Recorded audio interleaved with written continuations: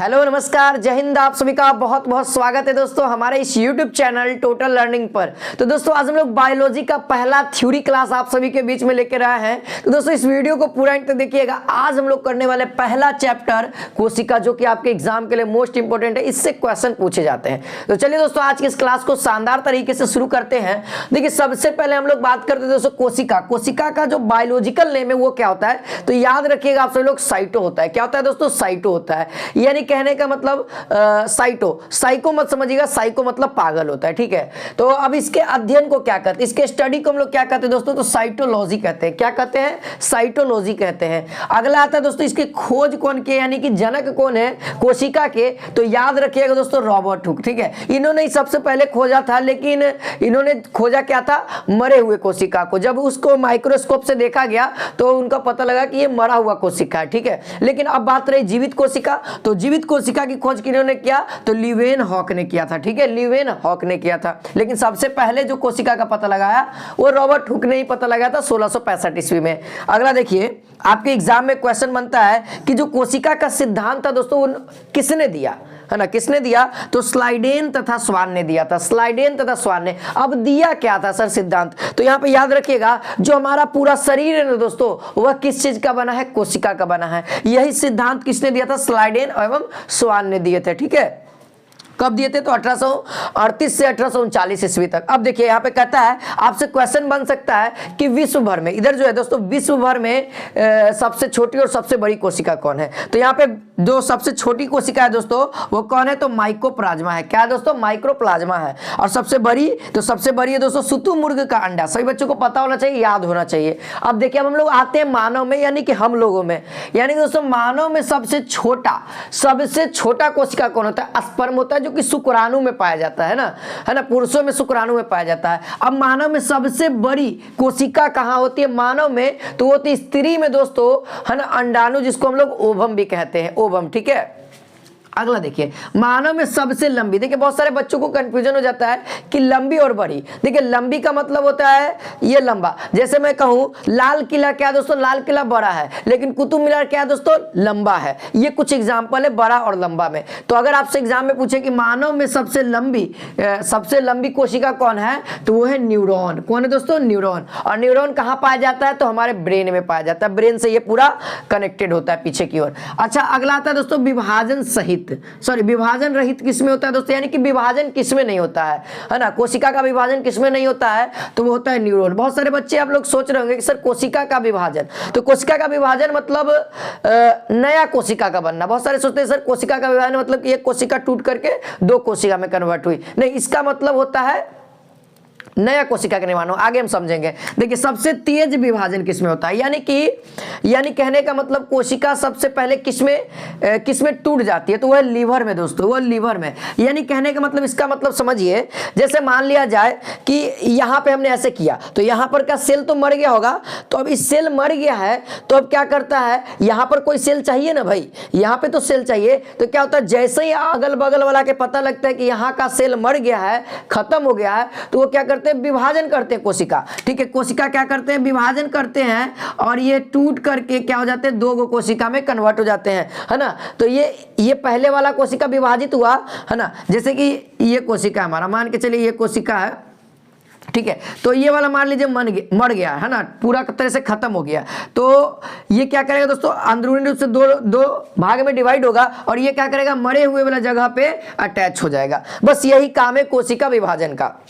अगर देखिए, अगर मान लीजिए लीवर में क्या होता है दोस्तों? सबसे तेज होता है। इसीलिए आपके एग्जाम में इससे ऐसा भी प्रश्न पूछा जा सकता है कि क्षतिग्रस्त, है ना, सबसे क्षतिग्रस्त अपने से ठीक करने वाला ऑर्गन कौन सा है, अंग कौन सा है ना, तो वो हो जाएगा लीवर। अगर आप लोगों को कोई चाकू मारने आता है ना दोस्तों, तो आप लोग क्या करिएगा? लीवर दीजिएगा कि लो लीवर पे जितना मारना है मार लो, है ना। इससे क्या होता है, वहां पे कोई इफेक्ट नहीं पड़ता है, ज्यादा आपको दिक्कत नहीं पड़ेगा। और जहां आपको चाकू पेट में अतिरिक्त घुमाया तो कहानी खत्म, है ना। तो भाई साहब जहां पे तेज विभाजन होता है, यानी कोशिका ऑटोमेटिक बन जाएगी, तो वहां पे तो आपको कोई दिक्कत नहीं है। इसीलिए लीवर में जल्दी कोशिकाएं बन जाती है, ठीक है।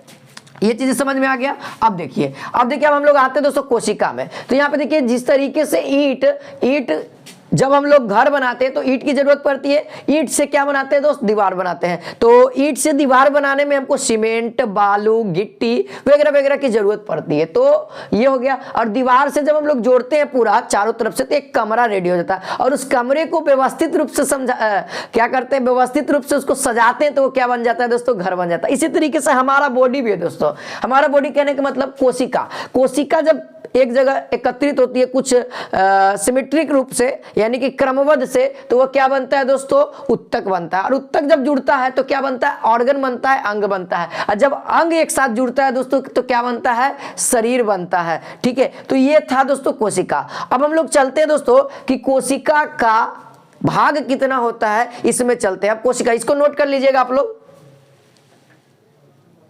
चलिए अब हम लोग समझते हैं दोस्तों कोशिका के अंग के बारे में। कोशिका में बहुत प्रकार के अंग होते हैं। तो सबसे पहला हम लोग समझते हैं दोस्तों कोशिका झिल्ली यानी कि सेल मेम्ब्रेन। ये क्या होता है, इसका क्या काम है? देखिए यह दोस्तों यह पादप एवं जंतु दोनों में होता है। ठीक है, यह पादप एवं जंतु दोनों में होता है। और यह जो मेम्ब्रेन होती है, जैसे कि यह कोशिका है दोस्तों, इसकी जो बाहरी परत होती है ना, इसी को हम लोग झिल्ली कहते हैं। ठीक है, इसको समझते हैं ये किस चीज का बना होता है? प्रोटीन का होता है। जैसे आप लोग दोस्तों कहीं मार्केट में जाते हैं तो आलू, सब्जी, गाजर ये सब लेते हैं तो ये एक थैली में देता है। तो वो क्या हुआ दोस्तों? वो सामान को एक झिल्ली में रखता है। उसी को हम लोग क्या कहते हैं? उसको सामान को एक जगह रखने के लिए, यानी कि कोशिका के सारे सामान को एक जगह रखने के लिए वो झिल्ली का काम करता है। ठीक है, ताकि कोई बाहरी आवरण ना आ सके और ना ही कोई बाहर अंदर वाला चीज बाहर जा सके। ठीक है, ये काम किसका? झिल्ली का। अब यह किस प्रकार का झिल्ली होता है दोस्तों? आपके एग्जाम में पूछा जाता है। तो ये होता है अर्धपारगम्य, यानी कि ये जरूरी सामान को अंदर आवागमन करता है, यानी कि अंदर बाहर कर सकता है, एकदम जरूरी नेसेसरी के लिए। ठीक है, और इसी में कोशिका के सभी अंग होते हैं, यानी कि इसी झिल्ली के अंदर कोशिका के सभी अंग होते हैं। जैसे क्या क्या होता है दोस्तों? माइटोकॉन्ड्रिया होता है, गोल्जी काय होता है, तारकाय होता है ना, बहुत तरह के होते हैं। ठीक है, तो अभी हम लोग सबको सीखेंगे अभी धीरे धीरे। ठीक है, अब देखिए दोस्तों कोशिका भित्ति क्या होता है ना, सेल वाल क्या है, इसको समझिए। सेल वाल क्या होता है दोस्तों? यह केवल और केवल पादप में होता है। सर ये सेल वाल कहाँ पे होता है? पादप में होता है। और यह सेल्यूलोज का बना होता है। ठीक है, याद रखिएगा सेल्यूलोज का बना होता है। ठीक है, सेल्यूलोज का। अब ये कोशिका भित्ति होता है क्या सर, इसको कैसे समझे? तो ये जो झिल्ली के बाहरी आवरण है, यानी कहने का मतलब मान लीजिए ढेर मनी सामान ले लिया आप लोग प्लास्टिक में, अब उसको दोहरा देता है कि वो टूटे ना और उसको क्या करे? सुरक्षा करे। ठीक है, तो यही होती है दोहरा, जो क्या होता है दोस्तों? कोशिका भित्ति होता है। जैसे एग्जांपल से समझिए, आप लोग को दोस्तों ठंड लगता है तो स्वेटर डाल लेते हैं, है ना, गर्मी लगता है तो खोल लेते हैं। अगर मान लिया जाए यह पादप में होता है ना, पादप किसको कहते हैं? जो एक जगह खड़ी रहता है, ऐसे ऐसे हिलता हो एक ही जगह से। और जंतु किसको कहते हैं? जो चलता हो फिरता हो। जैसे हम लोग क्या जंतु है? सुअर, बिल्ली, बकरी, ये सब क्या जंतु है।